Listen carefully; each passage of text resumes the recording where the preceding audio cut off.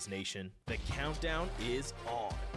The Supernovas return to the court this January with team captain Brooke Nunaviller and returning Huskers Merritt Beeson and GM John Cook.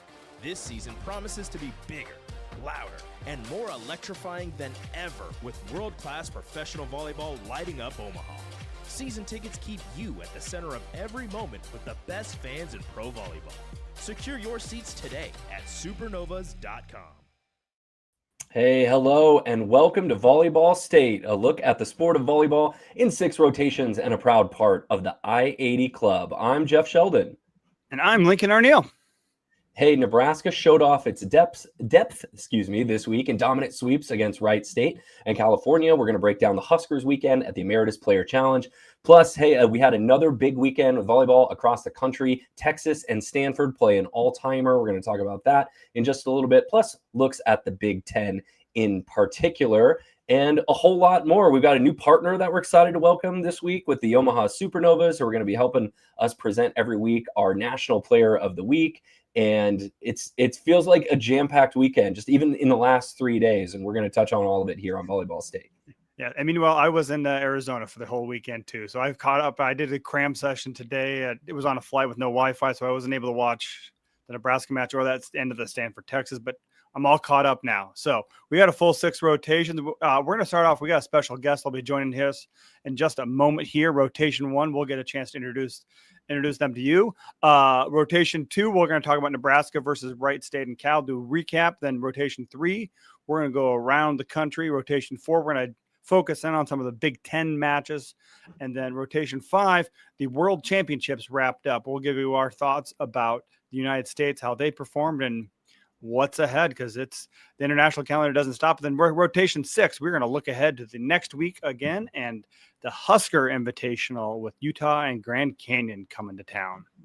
Absolutely. And this show, just like all the rest of our shows this fall, could not happen without the support of Alumni Hall, the ultimate Huskers shopping destination. They got 2 locations. One is in downtown Lincoln at 11th and P, and the other is down at South Point Pavilions at 27th and Pine Lake Road. I took a look around the Alumni Hall wares this week, Lincoln, because they make the claim that they have more volleyball-specific merchandise than any other retailer. And I would feel bad about saying that if it wasn't true. So I poked my head in, and I took a look around at Alumni Hall, and I got to say, I'm prepared to believe that, because they've got tons of Nebraska volleyball stuff from Champion, from Charlie Hustle, our good friends out of Kansas City, Comfort Colors, plus, important to me, lots of youth apparel. My wife actually took our 2 boys to the game today while I was covering it in your absence, and they had a great time wearing their Husker gear, watching Nebraska volleyball. The 77-minute match against Cal was actually just about the perfect length for them. And just one particular thing to point out at Alumni Hall, they've got their Champions cropped jersey fleece pullover. That's especially for the ladies. And as the temperature is starting to get a little chilly, like if you went to the football game on Saturday night, you notice there's a little bit of chill in the air. It's not 95 degrees anymore. That Champions cropped jersey fleece pullover is going to be a great option for you. It's at Alumni Hall, and we can save you 15%. Go in the store and mention that you're a Volleyball State listener, or if you're shopping online at alumnihall.com, just use the promo code Volleyball State. That's all one word, no spaces, and you are going to save your 15%. So that is all of the podcast business I think we have to do for today. Yes. And now we're excited to welcome in our rotation 1, well, our guest for the whole show. But we're going to turn rotation 1 over to Sasha so we can learn a little bit more about her. Yes. Welcome, Sasha Beale. Internet maven, puts out lots of great Husker social content out there, and a Husker fan too. So we wanted to kind of get to know you a little bit here too. So welcome, Sasha. Thanks for joining us this week. Yes. How do you feel about being called an internet maven? I don't even know what the word maven means. I mean, in my sports media class, we're learning about like the different types of sports fans. And I think one of them was like internet aficionado or something. And I was like, I probably fall into that category. So who teaches that class for you, Sasha? Who's the professor? Brian Petrata. Okay. I was going to say, Lincoln and I just talked with John Schrader earlier this week, who we know is also a sports media professor. So, Sasha, tell everyone like a little bit about your background, where you're from, but then also of local interest, kind of what you're doing now. Yeah, so I'm from Pennsylvania. I mean, I was born in Delaware, so I've lived my whole life on the East Coast pretty much. I fell in love with Husker volleyball. I think the first match I watched was 2018, the championship versus Stanford, where we lost devastatingly. Then I got back into them in 2021 and the championship versus Wisconsin, where we also lost devastatingly. So I've witnessed a lot of tragedies over my Husker career, but I've enjoyed it all the same. If you had come along just a little bit earlier, you would have seen 2 national champions. Yeah, I know. I just missed the mark, but my passions ended up taking me here to Lincoln. I'm currently sitting in my dorm room right now, Eastside Suites. So I just applied to go to UNL after being adamant that I was never going to go to college for a while, and ended up trying to chase my dream. I don't know, just following the dream. So you mentioned you grew up in Pennsylvania and were born in Delaware. How does someone living on the East Coast, I mean, what attracted you to become a Nebraska volleyball fan? Well, I mean, funny, I grew up in State College for most of my life, so I was like really surrounded in the Penn State culture there. I was probably going to end up going to Penn State if we stayed there, but I don't know, I started playing volleyball in 7th grade, but I realized like after a few years that I wasn't really cut out for the athlete mindset. I'm not super competitive in that way. I preferred to write and just watch pretty much.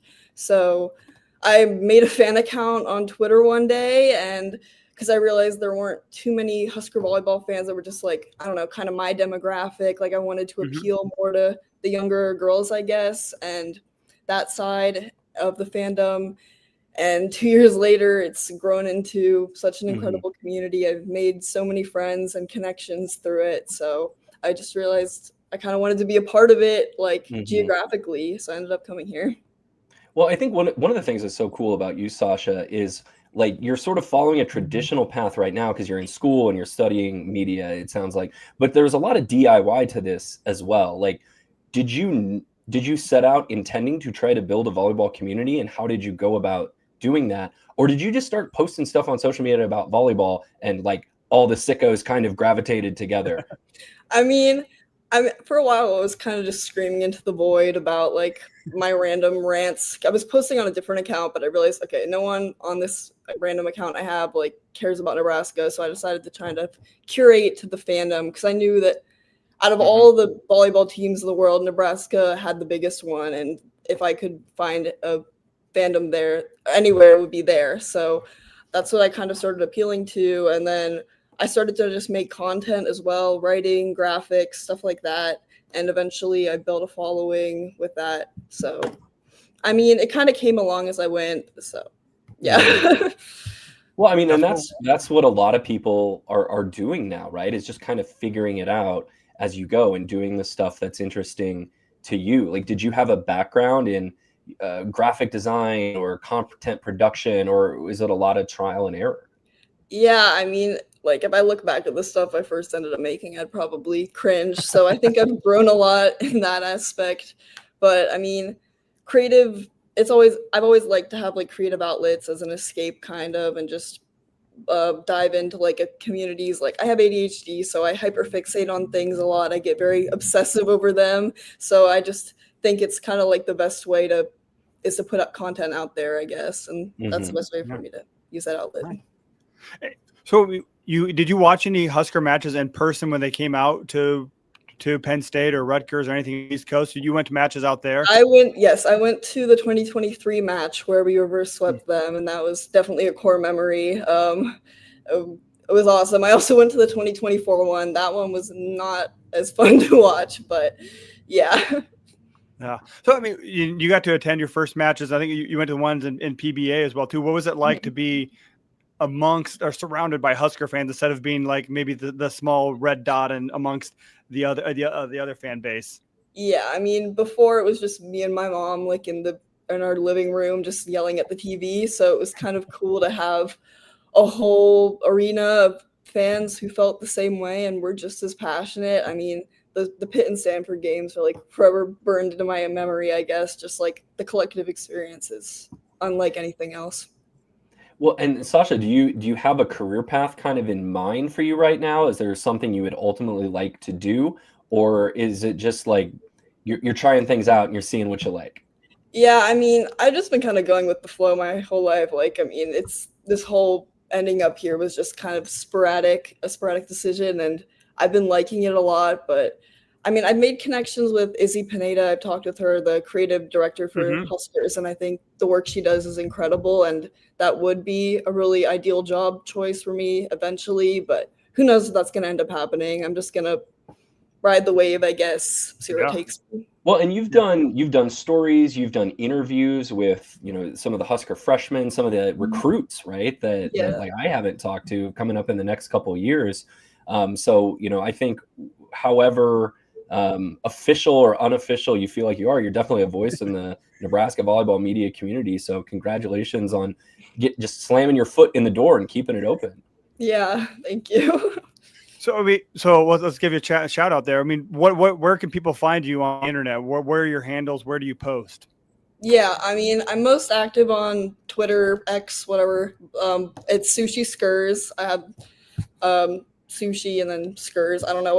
That was kind of a random name that I came up with. Sushi was like my nickname for a while. I was like, okay, I'll tack it on. But I also have an Instagram under the same handle and TikTok where I don't post as much there, but I try to also make content in those realms as well. So, yeah. Awesome. Well, hey, will you stick around with us and talk about some volleyball from this past weekend? Yeah. Good. Awesome. Let's let's move into rotation too. Yeah. And this is, a lot of times we'll split the Nebraska matches into two different rotations. We felt like, kind of for this weekend, 2 decisive victories, and with a lot of other stuff happening around the country, we wanted to get to Nebraska, both of their matches in one rotation. So let's start on Friday night. Nebraska handles Wright State 25-16, 25-16, 25-20 to start the Ameritas Players Challenge. And for a sweep against a team where Lincoln and I last week had to sort of look at each other and scratch our heads about which state they were in. I knew this was not a pushover match. This was not a walkover match. Wright State had leads in each of these sets.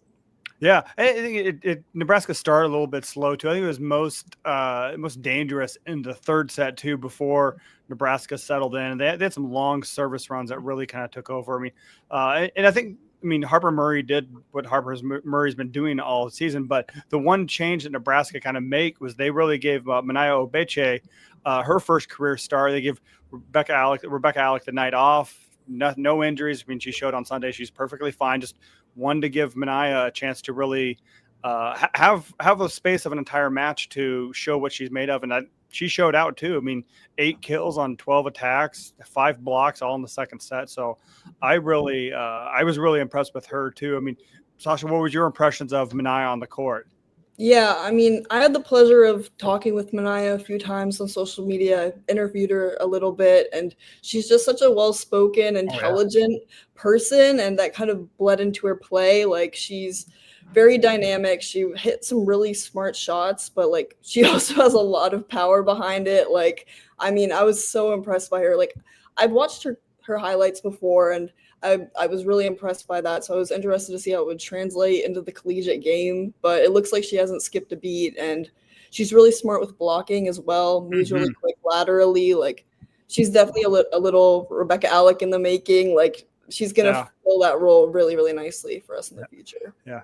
And she had some cool comments in the post-match interview about talking about how she knew when she committed that she was going to come in behind Rebecca Alec and Andy Jackson. Really love that opportunity. Could be like you said, she is a smart person.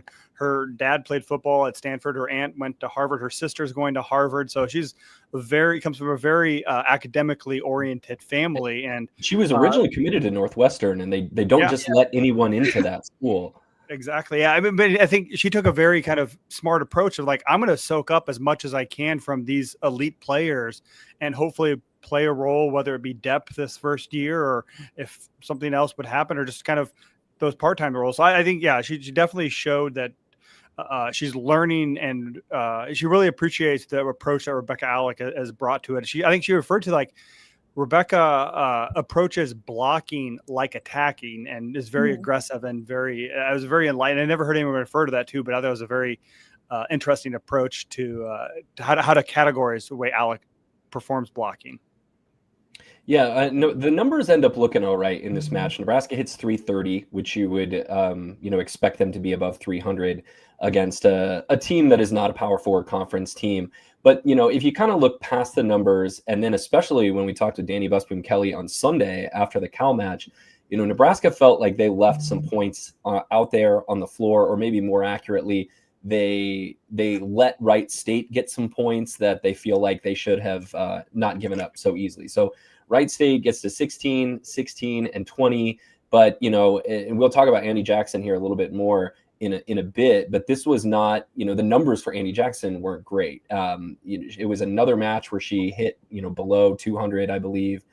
She had kind of a rough run of 3 matches there. And you could tell that the offensive connection is just kind of still developing with anything that's happening on the right side of the court behind the setter. So whether it's the slide in the middle, or out on the right pin with Virginia Adriano or Ali Check, whoever's playing. Although it was a pretty decent match, I thought, from Adriano. She had 7 kills and 4 blocks against Wright State. So, that's just something to keep an eye on throughout the season is that connection going to continue to develop? Yeah, and I think it was a good game. I mean, Andy Jackson struggled. I think Adriano was really struggling against Kentucky. Wasn't her best match too, and she kind of and also against Lipscomb. I mean, she's a very intense person too, and she can get down on herself when she does struggle. So it was good to see her kind of get a good few swings. And I don't know if Wright State had anybody physical enough to match up with her on that right pin. So yeah, I mean, and Sasha, any other takeaways from the match for you besides what we've hit on already? I mean, kind of adding on to like the Adriano thing, just speaking from my own experience, I know how hard it can be, like when you're getting limited attempts and you keep making errors on those attempts, and even if the sets are poor, you end up internalizing it and blaming yourself.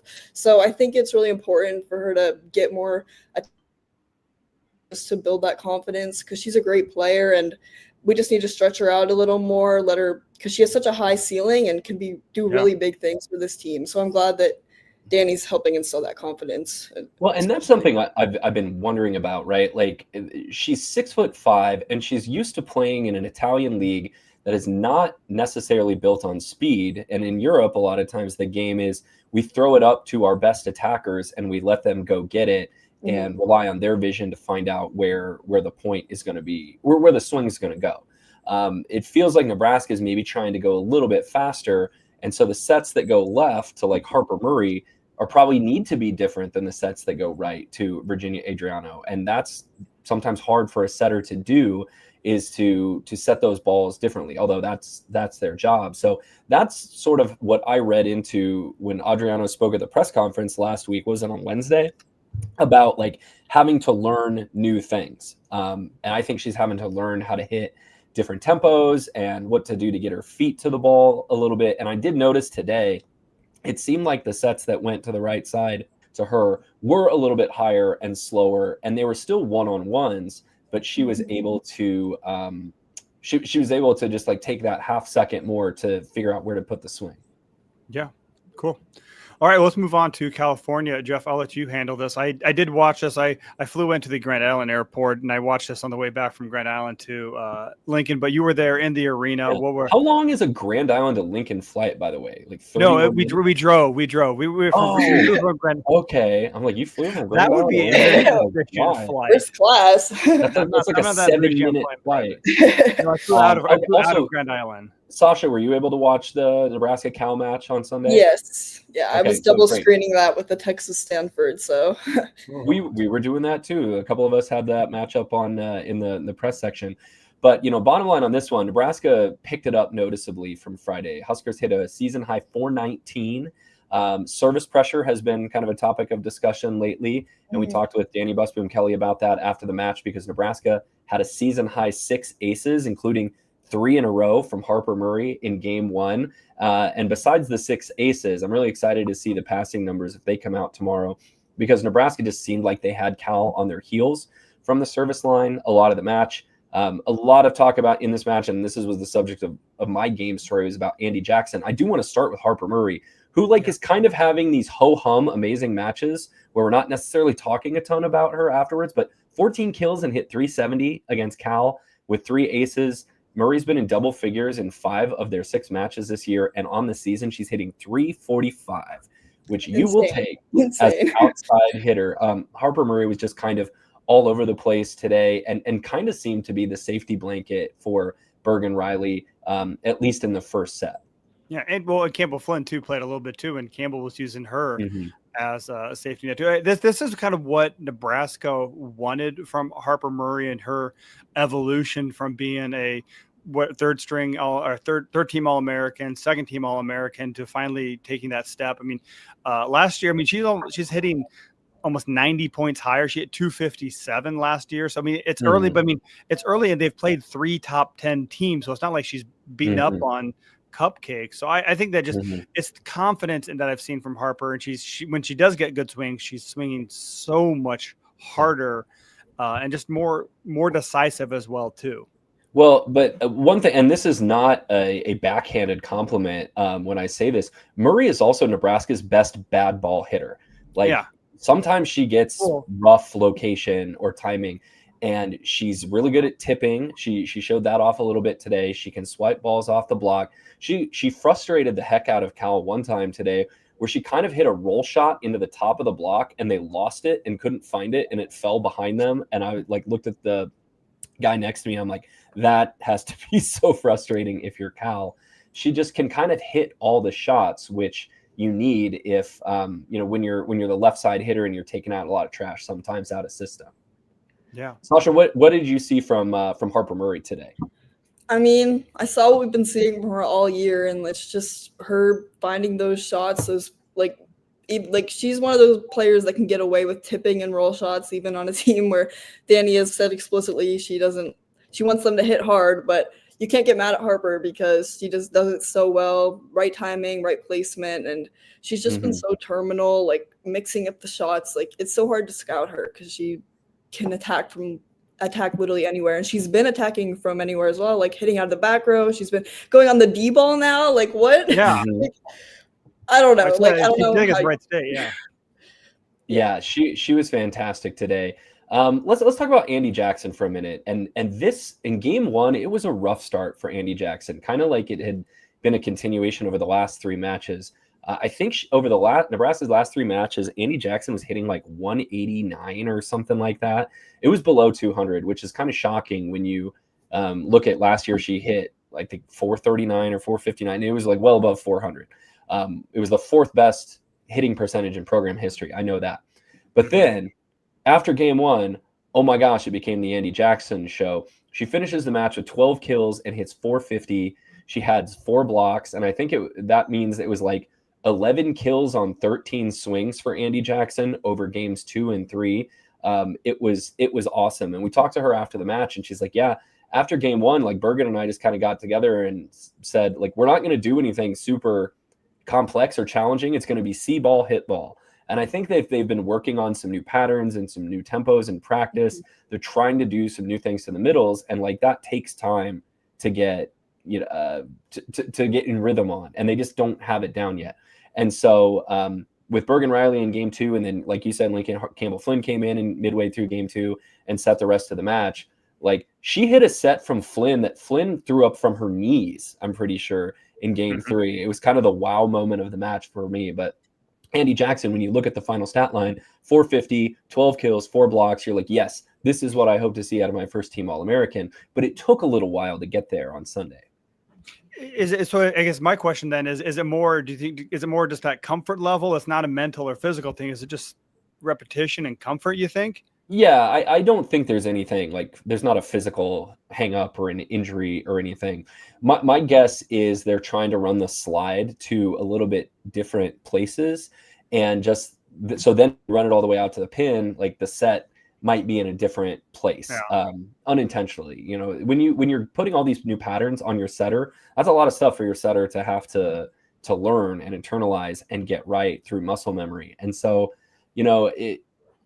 Sasha, you played middle in high school, correct? And like you don't have a lot of time if you're a middle to like judge where the ball is going to be. Nobody's hitting 2 balls at Nebraska. Mhm. And so, like, tell us about what's difficult about this.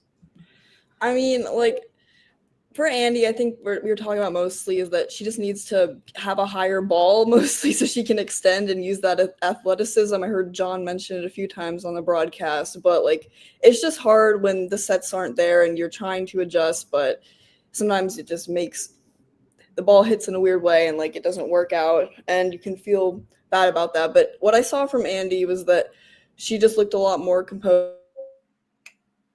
And she was just on top of the ball as well, and when she's on top of the ball it's lights out, obviously. But I was really impressed by how Campbell was delivering it to her in that last set, especially. I think that was probably like one of the best like offensive game or sets I've seen from us, and she was just slinging that ball from pin to pin, like really dishing it out, and the location of the sets were really, really nice, as well as taking risks. So I really liked what I saw from Campbell that night as well, or today. Yeah, today as well. Yeah, we're taping this on Sunday, and it was actually kind of adorable. Like the 2 players that Nebraska brought to the post-match press conference were Andy Jackson and Campbell Flynn. And you could tell Campbell does not have a ton of experience like sitting up there and having strangers ask her questions. But like Andy Jackson was super, super supportive of her. And somebody asked Jackson, like, what do you like about Campbell Flynn? And she went off on like this really long bit of praise for Campbell Flynn about how she's fiery and how she's competitive and how she's confident. Like my recorder picked this up, that I didn't hear it until I was listening back to transcribe quotes.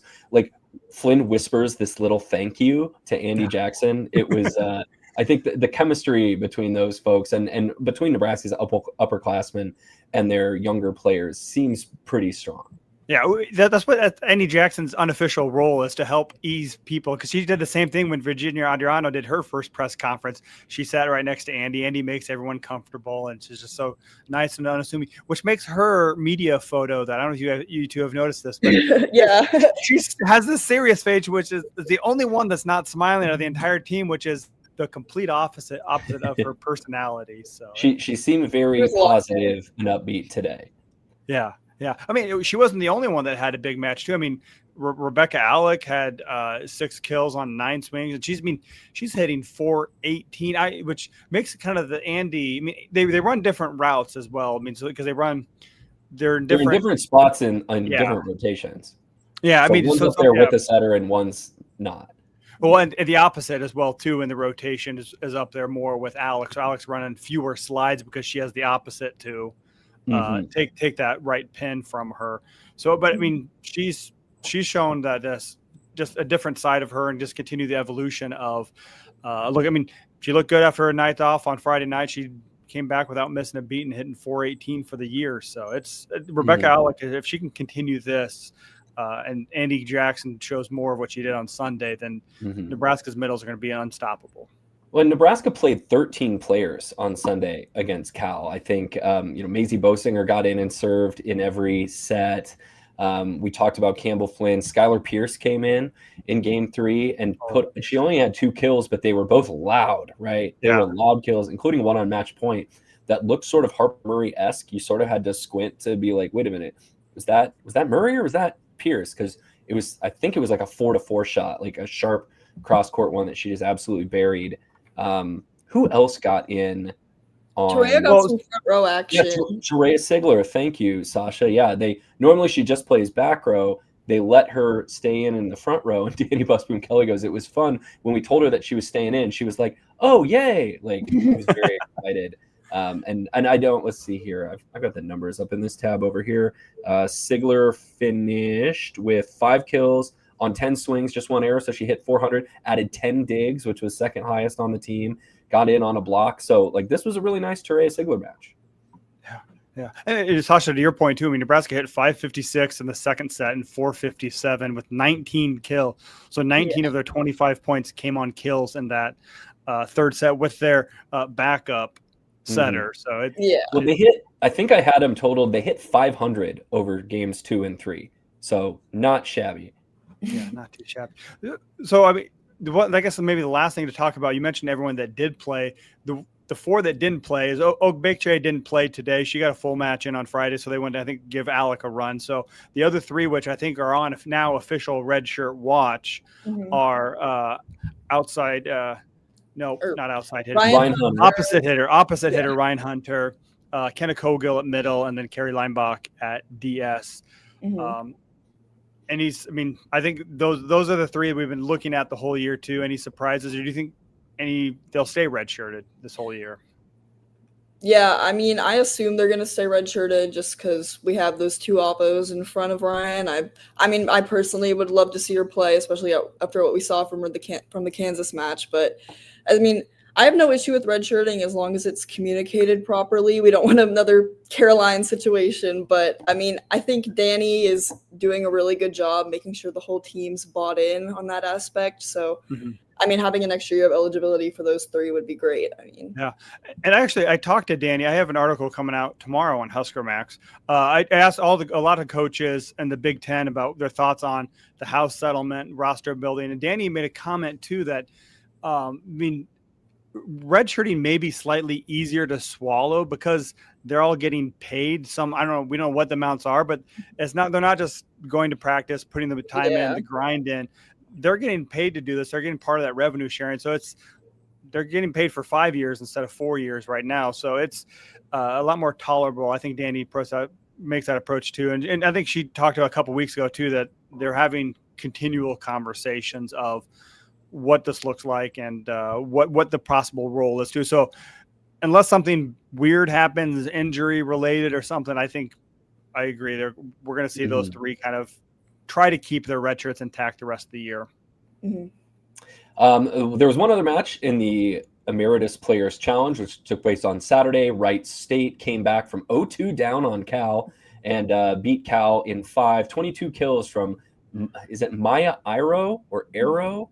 She played really well, I thought, against Nebraska on Friday. In fact, Wright State was impressive just with their arm talent. They bounced some balls against Nebraska on Friday, and I was really impressed by them. And I think Danny Busboom Kelly was too, because she goes, we watched the tape on Saturday of the Wright State match, and usually the tape will tell you that the match wasn't as bad as you thought if you were critical of it. Well, the Wright State match was worse than we thought, she said. And there were some lazy kills that dropped. And so we kind of got on our team, and the team recognized it as well. And so they turned up the defensive effort on Sunday against Cal and really put it away.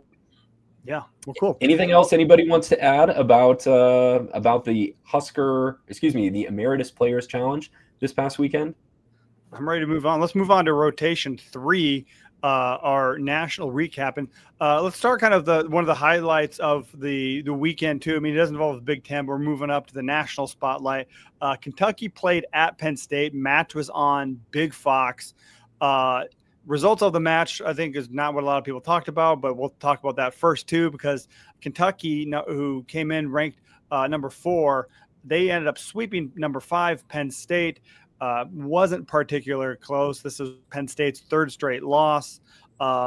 Brooklyn Delay did Brooklyn Delay things, had 18 kills. Eva Hudson added 10. The one thing that I guess I wasn't watching this very closely because I was watching the Nebraska match on the screens that I did have, but Kentucky played both of their setters. I don't know if it looked like they were still running a 5-1 too, but at some point they switched from Safara to O'Brien at setter. But again, their offense didn't miss a beat. They hit 349 for the match. Yeah, and Kentucky, I think, is going to be one of those. They're going to be one of the best offenses in the country, right? Their middles are pretty good, but those outsides are undeniable with Brooklyn Delay and Ava Hudson. We were having a little chat, just the sports writer group after the Nebraska match today. Like, hey, if you had to pick today, what's your Final Four? And Sasha, I think you put this out on Twitter as well, and everybody kind of has a 3 right now with Nebraska, Texas, and Kentucky, and the 4th favorite right now is maybe up in the air a little bit. But just, were you able to watch any of Kentucky Penn State on Friday? Yeah, I honestly was watching that more than the Nebraska game, so I was keeping an eye. I mean, one player that really stood out and impressed me was Asia Thigpen on the opposite. Yeah. She's only 5'11", but she had some huge bounce kills on Penn State, which was really impressive for me. But I don't know, Penn State really didn't put up too much of a block, I thought. So I thought Kentucky was really able to hammer some balls down. Yeah, they changed middle blockers at some point too. They pulled Mendelson and went with their freshman middle blocker just to kind of get any sort of spark, and never really. Yeah. I mean, they led in a lot of the third set too, but couldn't finish that off. Yeah, and so that's a big win for Kentucky, bouncing back after losing in 5 and getting reverse swept by Nebraska the weekend before. Kentucky is a hard team to play under the best of circumstances, but Penn State was not facing the best of circumstances on Friday, because the big story in college volleyball late this past week was the very, very surprising, shocking, stunning announcement right as the Penn State-Kentucky match was starting on Friday that Penn State starting setter Izzy Stark is going to be stepping away from volleyball this season to focus on her mental health. And I believe that announcement came kind of right as the match was starting on Friday. Do I have that timing right? Yeah, because I mean, even the Fox broadcast, they said that she was out tonight with illness, so they didn't have anything. They didn't know that it was anything bigger than that. They thought she was just out that match, but it ended up being was likely the whole season, is what according to her post.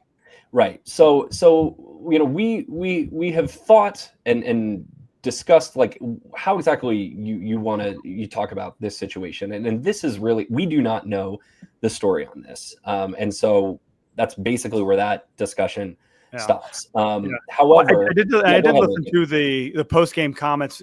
Only Katie Schumacher, colleague, the Penn State coach, and she was asked about it too, and said, because on Izzy's post, she wanted to respect her privacy. She didn't expand upon it. Also, it's all rumors, speculation at this point, and so we don't know any facts right now. Right. What it does seem right is that there's a young person here who definitely is trying to look after themselves and become happy, healthy, and safe. Right, which is what we would want for anyone, athlete or no.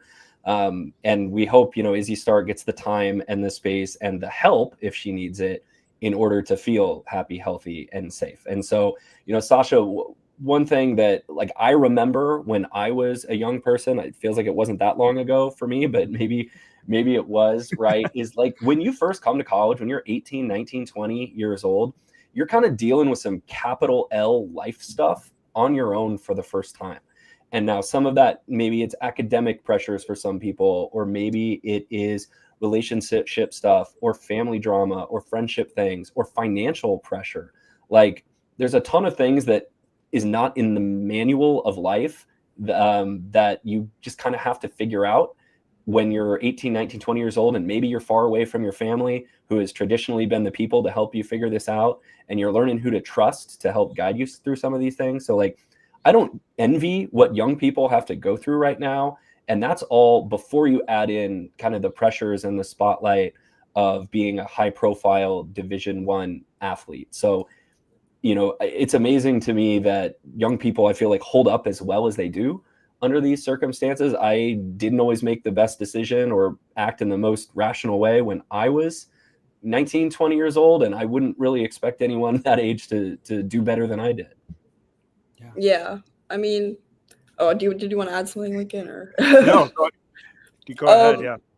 I mean, we obviously don't know the super specifics of her situation, and it varies for each person. But I mean, I've dealt with depression, anxiety for the past few years, and it's a really, really hard thing to deal with. And it can just make everyday tasks really, really hard. And I can't imagine having to do that on top of being a D1 athlete, like all the pressure that comes with that. I mean, she just won the national championship. People can be like, oh, like she has everything, like what's wrong, like blah, blah, blah. Like, but none of those comments matter. They don't know what it's like to be inside her head and her shoes. So I have a lot of respect and empathy for her in this choice. Like if someone needs to make that decision, I think by all means they should do it. There's like, I could tell. I was rewatching the TCU match, the last match that she played, and she just didn't look like exactly in it. Like she wasn't having the same energy she used to. She missed her serve on match point. Like I could tell that she wasn't feeling it, and I'm glad that she took the steps that she needed to be healthier and happier. Yeah, I imagine it's a big decision to be able to walk away. So it's a very brave of her to do that, to be able to have, hopefully she has the support and network around her too. I know it's a little bit tougher this year because last year she had her sister was on the team with her, and her sister has since graduated and moved on. So hopefully the support team is around her to rally around her too. I mean, it's an unfortunate circumstance, and I mean, Penn State will have to move forward and move on without her. But hopefully, again, she finds the support that she needs to deal with whatever's going on in her world. So let's talk about this in a practical volleyball sense now, which is what we're only slightly more qualified, right, to talk about. The defending national champion and one of the favorites for the Big Ten championship no longer has their starting setter, who, in my opinion, was the best setter in the country. The player who is filled in with Penn State their last two matches, and they did win today. Today being Sunday, if you're listening to this later in the week, Penn State swept New Hampshire at home on Sunday. Addie Lyon or Lyon, I apologize, I don't know how exactly you pronounce it. It's Lyon. Has filled in and is going to be Penn State setter going forward. She's a graduate transfer who I believe played at St. Louis most recently. Is that right? Yes. SLU, yeah. She was a Billiken. And that is now the player, who is orchestrating the Penn State offense. Today, Sunday, it looked really good. They hit north of 500 against New Hampshire. I think Emmy Selman had 11 or 12 kills and led them. And so Penn State's got all the arm talent that you could want. And it's, a setter, though, is the one that makes that go. What does this mean kind of just in a practical volleyball sense for Penn State?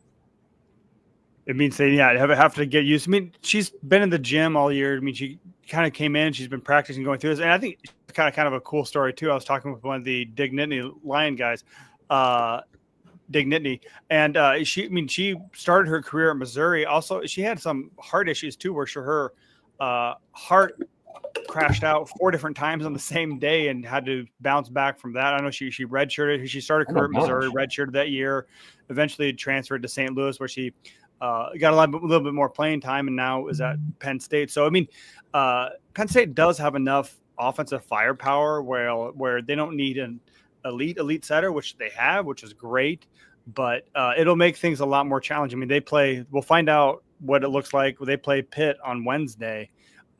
So I think that so it'll be challenging for them. Sasha, go ahead. Wait, I'm sorry. Is it Pitt, Kentucky on Wednesday, or is it Pitt, Penn State? Well, I know Penn State plays Bucknell on Tuesday. I wouldn't guess that they would turn around and play again on Wednesday. That'd be kind of cruel. They play they get a week off. You're right. Week off. They play Wednesday, September 17th. Yeah, you're right. Sorry, they got a week off. They play Bucknell Tuesday, and then they got a week off before they play Pitt. Sorry, I didn't look at the. I was going to say that's a busy week for Penn State. They got to play back-to-back matches. Sunday, Tuesday, Thanks for the live fact checking. I appreciate that. No worries. Penn State had lost 3 in a row until they beat New Hampshire on Sunday, and this is going to be the team now that everyone's got their eye on for the rest of the year to see how exactly they're going to deal with this. Second year in a row now that Penn State has to deal with a unforeseen, unexpected challenge in the middle of the year. Obviously, last year, their coach, Katie Schumacher-Colley, was undergoing treatment for cancer during the season. And, it's another time that the Penn State team is going to have to pull together and kind of make the whole greater than the sum of the parts. Sasha, what do you see ahead for Penn State too? I mean, Jeff and I have talked. What do you think the challenges are for Penn State going ahead? I mean, I was rewatching the TCU at what was it? Why am I blank? Arizona State game. UCLA. Arizona. Yeah, but even before the Kentucky match, which kind of sealed the deal for me, their passing was just not where it needed to be. They got ace 10 times, I think, versus TCU. Their outsides were not giving them any production on that aspect. Kennedy Martin was really carrying them, and they couldn't get much out of the middles either. So, I mean, when you become a one-dimensional offense, you become really easy to stop, and they were getting burned by Noemi Glover on the opposite, by all of TCU's attack, who kind of banded together after Gibson's injury. But, I mean, Penn State at this point, I don't know where they fall in a lot of people's rankings, but some people are saying they're not even top 10. We'll see if they can kind of change that, make a difference there, but they're going to need a lot of resume builders to get back into a good seed. Yeah. It's got Kenny Martin, and you got Kenny Martin. Yeah. Your True. ceiling is still going to be pretty high. So. Hey, let's move on to the other big match from Sunday. An instant classic in Austin. They played it in their basketball arena, the Moody Center, in front of a school record crowd, almost 10,900 for Texas. Texas comes back and wins it in 5. It's 18-16 in the 5th. And both teams feel like they almost blew this match because Texas jumped out to a 2-0 lead, won game 1 and 2. Stanford rolls back and wins 3 and 4. And then Stanford jumps out to leads of 5-0 and 10-5 in game 5 before Texas comes all the way back and wins it. I don't know if this is a match that Texas feels like they won or Stanford feels like they lost, but like that's got to be a gut punch for Kevin Hambley's group. Yeah, I mean, Stanford also had 3 match points because they were up 14-13, and on the match points they missed a serve, which what a Stanford thing to do. Button had a kill for Texas, and Spears had a kill to kind of fend off the other 2, and then back-to-back hitting there sealed Stanford's deal too. So yeah, I really regret. I have not been able to. I followed a little bit. I watched the second set while I was sitting waiting for my plane to take off. But Sasha, you were double screening it too. What were your kind of takeaways? What were the difference makers for this? I mean, I was watching that run. I was really interested to see how Texas would respond down 5-10, and they literally fed it to Stafford, I think 5 times in a row, and she got these insane bounce kills almost every single time. It was unbelievable to watch. She was definitely their go-to and what brought them back in that part, but also their defense. Ramsey Gary was making some really insane plays in the back row, and they were not ready to lose in that arena. So Texas last year, I think they lost. It said they were 1-5 in 5th sets, and they had a lot of those nasty losses at home. So I just don't think they were going to let that happen again. But yeah, really. Tori Stafford had 18 kills for Texas. Ellie Rubin had 18 kills for Stanford. I guess that's why you recruit really good players, right? So that you can go to them in these key moments. But yeah, Texas goes on a 6-0 run after they were down 10-5, which blows me away. But Stanford feels like they maybe need to get a little bit. Stanford's offense is always going to be fine. I feel like it's the other parts of it that can worry you, and the service error is part of that. I think didn't they commit a foot fault on match point? It wasn't even serving into the net. It was a stepping on the end line, which is a terrible way to lose a point. Texas's freshmen continue to be super impressive to me. Kari Spears is outstanding, and I think she's playing on the right for them. But then Abby Vanderwall is playing the other outside hitter spot for Texas. They're tremendous. Texas probably has at least one of the 2 or 3 best freshman classes in the country, and they're being asked to carry a little bit more of a load right away than Nebraska's freshmen are, I feel like. But Texas is definitely going to be a team to be reckoned with come December, and some of the holes that they had in last year's roster, guys, I feel like are kind of patched up. Yeah, well, especially when you have Ramsey Gary and Emma Halter back there, that really takes care of a lot of the passing issues that they've experienced in the past. So yeah. We got to keep it moving. I feel like, guys, we're at 48 minutes and we're still in rotation 3. Let's kind of go through some of the other highlight matches of the weekend. It wasn't like the weekend before where you just had all these top 10 matchups, but in West Lafayette, Purdue hosted a tournament where Kansas beat Georgia Tech and out-hit the Yellow Jackets 299 to 165. Kansas got a player in Rhiannon Swanson. She had 19 kills and hit 350 against Georgia Tech to go along with their middles. Reese Patak, I believe is how you say her name. And so Kansas has got some talent. They just have to avoid playing 5 sets because when they do that, they lose. Yeah, it was a weird setup too. Georgia Tech or Kansas were there too. And then Georgia Tech, after they lost to Kansas, they beat Purdue 3-1. Wallard had 24 kills. Mendes had 17 for Kansas at 593. But then Purdue then goes and beats Kansas in 5 sets. But true triangular. Everyone got to win once. Yeah, so 1-1 as all 3 ranked teams. Everyone got to win. Everyone's probably not happy about it, but Purdue, Wallard again, she's kind of emerged as that go-to killer after they lost both their outside hitters. And McClear, that libero, also had 30 digs, so we'll give a shout out to the libero. It was a weird match where none of the sets would look, the box score looked that close. It was all 4 points at least, and then 15-11 for Purdue in the 5th set. Swanson had 22 kills, but Kansas only hit 180. Sasha, what do you think of Purdue? You know, this is another team I want to keep my eye on this year. You lose Eva Hudson and you lose Chloe Chacoin, who's now doing good things at Louisville. And you feel for Dave Shondell, and it's like, gosh, how do you bounce back from this? But Purdue's always going to have some talent.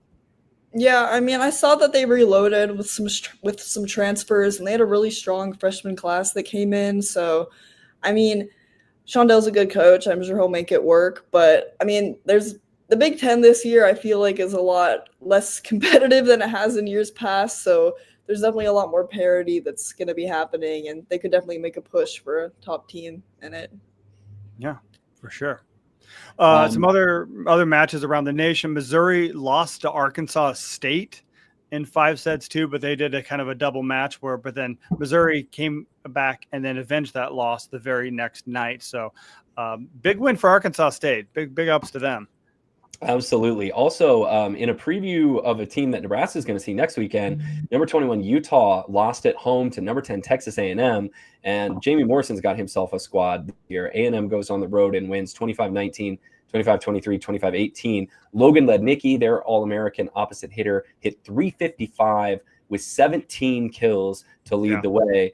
But is she this Omaha Supernovas shining star of the week, Lincoln? Oh, no. There was a player who even surpassed the Logan Lednicki numbers. Yes, my Supernova shining star of this week is going to be Peyton Peterson, outside hitter from Louisville. She had a great week, put up 12 kills on just 18 swings. That's a 6.11 average. She did have one error in there against St. John last Monday, all the way back last Monday. Then they played a 4-setter against Illinois on Sunday. She put up 20 kills, hit 308, 11 digs. So impressive performance from her. She's really kind of emerged. She was forced into the spotlight last year after Anna DeBeer went down in the national semifinal. But she's really kind of come into her own this year. So, and our inaugural Supernova Shining Star of the Week, Peyton Peterson from Louisville, gets it. That's right. We are excited to partner with the Omaha Supernovas this fall to recognize our National Player of the Week. Each week is going to be the Supernovas Shining Star of the Week. And of course, with the legendary coach John Cook now serving as the Supernovas general manager, plus you got former stars like Husker stars like Merritt Beeson, as well as their captain Brooke Nunaviller on the roster. This is a season, if you're a Supernovas fan, you don't want to miss, so you can be part of the best atmosphere in professional volleyball. They've got 14 thrilling home matches in 2026 at the CHI Health Center. You can cheer on the Supernovas as they chase another championship now in Major League Volleyball. You can grab your season tickets now at supernovas.com. That's supernovas.com to find your season tickets for 2026. I'm really excited. They just put out an interview. John Cook and Brooke Nunaviller had a little chat. So I'm excited. I haven't watched that yet. It's part of my catch-up list too. So let's move on to rotation number 4. Big Ten wrap-up. Ohio State, we've kind of dogged on a little bit last week too, but they got their first win against Miami of Ohio. So they're playing all these. I think they were in Florida last weekend, lost to Miami, Florida, but lost to Miami, Ohio. But they did lose to Florida. I believe they in 4 sets. It was in 4. Yeah, they took a set off Florida. So Ohio State, they got their first win. So big direction for them. That's right. Minnesota had another solid weekend. They did what Nebraska, or they went down to Nashville as well. They swept Vanderbilt and Lipscomb. Julia Hansen, one of the best players in the Big Ten, 13 kills and 16 kills in the 2 matches. She hit better than 500 in both. But, man, some rough injury luck for Minnesota. We feel for them. They lost 2 starters this week to injury. They lost their libero, and I'm very, very sorry. I'm going to butcher this name, but Zeynep Palabiek. She's going to miss the remainder of the season with a knee injury. And also, it was announced earlier, McKenna Wooker, their outside hitter, has a back injury and is going to try to take a redshirt year or sit out the rest of the year. So hard luck for Minnesota. But have you been able to watch any Minnesota matches, Sasha? I mean, I haven't really been keeping up with them too much, but if I'm being honest. No, that's right. What we know about Minnesota is they have a really good setter as well with Stella Swenson, who's running the offense. And I know that they haven't played like really high level competition yet, but their offensive numbers look really impressive. So, as they get into more of their non-conference and Big Ten play, that's got to come down. But Keegan Cook has to like how his offense is running right now. Yeah, they had their one big match against Texas A&M. They played in Sioux Falls, part of the First Serve Showcase. That was kind of their big marquee non-conference. So they need to take care of business. They got some time to figure out what their identity is going to be. But you got Julia Hansen. They'll be she can be an all Big Ten player and can vie for some national awards as well too with the offense that she brings to it. So let's check into our good friends, the Badgers up there. They had a very soft week, I guess. UC Davis pushed them a little bit. They had a couple deuce games against UC Davis, but sweep them. And also it was an empty the bench kind of game against Chicago State also this weekend too. Andrew had 8 kills, 10 swings at UC Davis. Mimi Collier, 13 kills. And then Natalie Wardlow, Lincoln Southeast graduate, got the start against Chicago State too. So kind of cool as a freshman to get in there, but not much going on. I mean, Wisconsin did what Wisconsin was supposed to do this week. That's right. Speaking of teams, I guess that would be the opposite of that. Not necessarily doing what we thought they would do. The UCLA Bruins, there's trouble in Westwood this year. They went down to Fort Worth against a good TCU team, obviously, right? You beat Penn State, you're a good team. But they lost to TCU twice. On Friday, TCU swept 25-21, 22, and 23.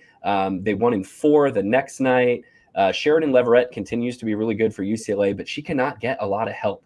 She had 14 kills on Friday. Leverett had 9 kills on Saturday. But this is a rough start to the year for UCLA, and I think there's a lot of soul searching going on right now in Pauley Pavilion, because this is a team that went to the transfer portal. They brought in all these players. Not all those players are playing right now, and it just looks like the pieces don't quite fit right now for UCLA. Yeah, I think a lot of it is just their efficiency is lower than it should be. I mean, Maggie Lee hit negative in Friday's match, and they didn't. I mean, Leverett led them with 9 kills too, so they're just struggling to terminate at a high rate. And against a TCU team that's also trying to find their identity, because they lost Jalen Gibson, who suffered that knee injury again in the Penn State match. They announced that she's going to be out for the entire year after her knee injury too. So it may be one of those things that it takes a while for UCLA to figure out their identity, figure out how the pieces fit together with all of the transfers. But I think as a whole, they have a lot of talent to kind of maybe TCU is better. I mean, TCU had a great week. Yes. Well, on the court, they did unfortunately get some results wise. They had a great week. Yeah. With losing Jalen Gibson for the season, and in that horrible scene against Penn State where she had that knee injury. Their crosstown rivals, USC, had to go to 5 to defeat UC Santa Barbara, won a deuce game there, 15-13 in the 5th. They also played San Diego, the Toreros, and beat them 16-14 in the 5th. And then closed out the weekend in resounding fashion, their best win of the weekend. They sweep Creighton 25-23, 25-22, 25-16. A player for USC that had a really good freshman year and then battled some injury problems, so I'm excited to see come back now, is London Weije, their outside hitter, led USC with 9 kills. USC is now 5-0 on the year. Sasha, have you been able to watch any of the West Coast volleyball? Are you a sicko that stays up late to try to catch the West Coast results? I mean, I did have high expectations for both the teams, especially UCLA coming in. I had them as like one of my top 4 Big Ten teams, but they've been pretty. I don't really know what's going on. Hopefully, I know they haven't been playing PK Kong yet. She's been injured or something, so maybe she could be a spark for them, but not super impressed by them yet.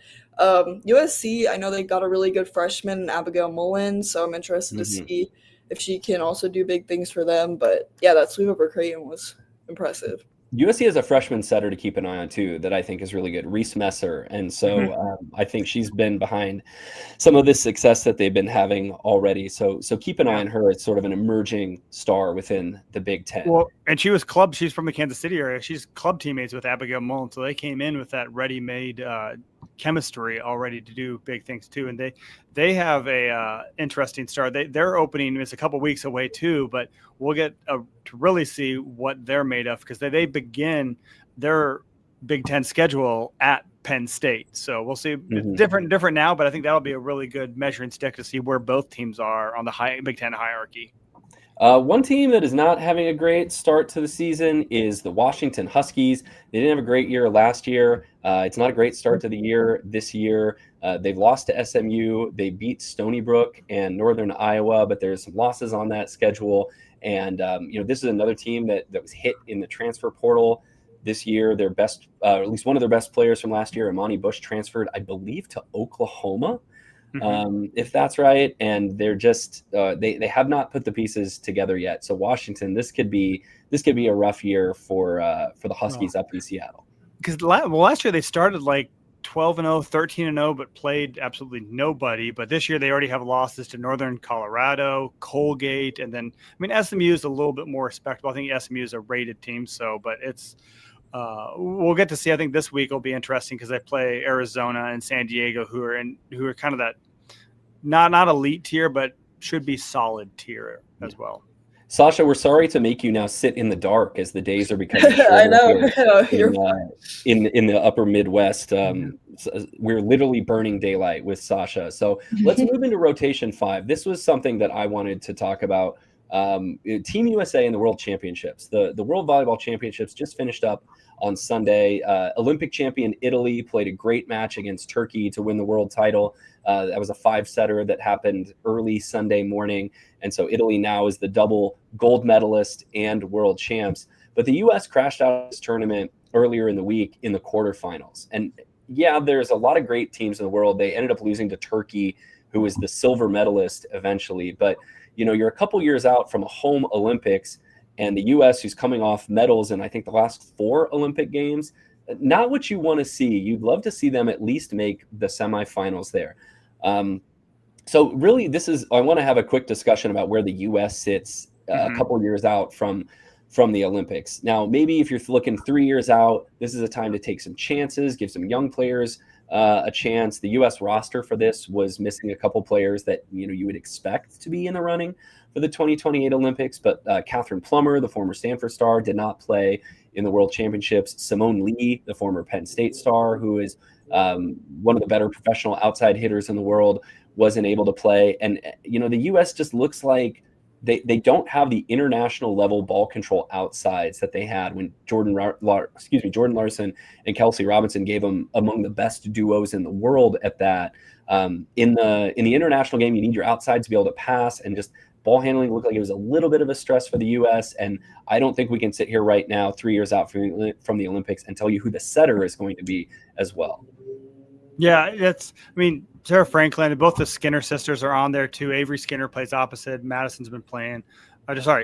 Avery's been playing outside. Madison's been playing some opposite as well too. Morgan Hens is libero. Lexi Rodriguez was also libero. She got some action, but Morgan Hens was kind of the primary libero. So it's I think this was a good experience too. But anytime anything is labeled the World Championships, you want to send your best roster and you want to compete for medals, especially if you have hopes of being on the podium in 3 years, and there's never really a good time to take time off, especially with the first year coaching staff and Eric Sullivan and his crew. So it's disappointing to say the least, but hopefully again, they learn from this. They still got the final 6 coming up this year as well too. So one more tournament. It's not over yet. Yeah. I think, if you're a U.S. volleyball fan, you want to see how Sarah Franklin can develop over the next couple of years. She played in the U.S. professionally this past season, with Love Madison, but now is moving over to Italy, where she's going to play in the best league in the world. She plays for a team called Savino Dalbeni Scandici, and so she's going to play like Conigliano and all the great teams over there. You hope to see Sarah Franklin grow into a world-class outside, and then maybe someone like Simone Lee or Catherine Plummer is able to earn a spot, if that is what they want for their international career. The setter question to me is really interesting. Jordan Poulter won a gold medal and a silver medal with the Olympics. She's probably getting near the tail end of her professional career, and I think it's safe to say probably won't be in her prime, at least for the 2028 Olympics. She's had some injury problems that she has worked on, and are we going to see a player like Cammie Minor challenge for that job in 2028? What about former Pitt setter Rachel Fairbanks? I think it's kind of an open question who's going to be running the U.S. offense in 2028. Sasha, who's like your favorite setter that's come out of college in the last 3 or 4 years that maybe you would recommend for the Team USA gym? I really liked what I saw from Cammie Minor at Stanford for a while. I really like the way she runs her offense. I think she's a good presence at the net and in the back row. So I'd put her in the running. I'm interested to see how a lot of the setters we have in the NCAA currently will kind of develop. I mean, a lot of people would want Bergen, obviously. We got a Husker biased audience, but I don't know how that would pan out. I mean, Izzy Stark would have been in the running in my mind as well, but I don't know, obviously, what her future is going to look like. So, yeah, right now I'd say Kemi Minor probably. Yeah, former Stanford star was really impressive the last couple of years. Yeah. I think I thought Rachel Fairbanks did a great job. She played with Love Atlanta and did quite well too. And she's a little more athletic. I think she has some background with playing a 6'2" kind of opposite attacker. So that's a different mentality. But you saw from what we've seen from Pitt this year too, she really elevated the game. So let's move on to rotation 6 and look ahead. Husker Invitational. It's coming up this week. We talked about them earlier, but Utah is the first match that Nebraska has on Friday night at home of the John Cook Arena. They were swept by Texas A&M. They bounced back, got a sweep over in-state rival Utah State. They have a really great outside hitter, Cameron Gibaldo. Yeah, Gibadlo, I believe. Gibadlo. Wrong pronunciation on that day. She averages 5 kills per set. Honorable mention All-American last week too. And also cool connection, Devin Wiest is a freshman outside hitter. She's been lots of playing time. She's part of that Arizona Storm pipeline. She played with Terea Sigler, Kenna Cogill. They won a lot of national tournaments with there's more of them, but especially with those three playing at a high level. Yeah, Beth Lanier, Utah's coach, has been there, I believe, 30 years. So is an institution in college volleyball. Saturday, Nebraska plays Grand Canyon, an up-and-coming program, I would say. In the Phoenix area, GCU swept East Texas A&M and then beat Washington State in 5 this season. They did lose in 4 to Northern Arizona this weekend. So I think 2 teams that are pretty decent for Nebraska coming into Lincoln next weekend. It's not like they're playing bottom of the barrel teams. Grand Canyon went 20-11 in 2024 and fell a match short of making the NCAA tournament. They lost in the championship of the Western Athletic Conference tournament in 5 last year. They're also a really good defensive team. So it's going to be hard to get balls down against them. Their top player, as far as we can tell right now, senior outside hitter Annalena Ramirez, who is averaging over 3 kills a set. Gets a lot of volume, though, is hitting just below 200 on the season. Yeah. So Sasha, what are you looking for? What does Nebraska want to get out of this weekend too? What do you think the mindset is? What are the takeaways that Nebraska wants out of this slate of games? I think mostly just keep developing the serve and pass game. I mean, the passing did look a little better this weekend since they were in the familiarity of Devaney, but I'd still like to see a little more consistency on that end, less being aced, more aces, putting pressure on them from the service line. I liked seeing Virginia back at the line as well, having her, she puts in a really strong serve, giving her more chances to just find some more consistency on that opposite position. Maybe see Manaya again this weekend for GCU, but yeah, basically just building on what we've already seen. All right. Hey, Sasha, thank you so much for joining us this week. We really appreciate you being part of the show, and congratulations on the successes that you've had so far. And we would just encourage you to keep doing what you're doing. You love this, keep pursuing it in all the ways that are meaningful for you. And thanks for coming on our show and lending us the benefit of your expertise. Yeah, of course. Thank you so much. And the social media handles, again, you want to spell that out? Where can they find you? Yeah, SUSHI and then Skers, like Huskers. SKERS? Yes. Great. Next week's show, same as this week's show. Sunday, live at 7 o'clock for our Volleyball State subscribers. Tuesday for everyone else. You're not a subscriber. Hey, what are you waiting for? Patreon.com/I80Club. That's patreon.com/I80Club. You can find all of our social media and our links and stuff at our link tree. And you can check out Lincoln and I's coverage at HuskerMax.com. That's Husker MAX. All of our features, game stories, columns, whatnot. That's where you'll find the written word from us. Yep. Yeah. So we also got newsletter part of the Patreon, but thanks again to Alumni Hall for sponsoring this. And thanks to our new partner, Omaha Supernovas. And thanks to our guest, Sasha Beale, for joining us. So, and lastly, but not least important, thank you for listening, and thanks for living in the Volleyball State.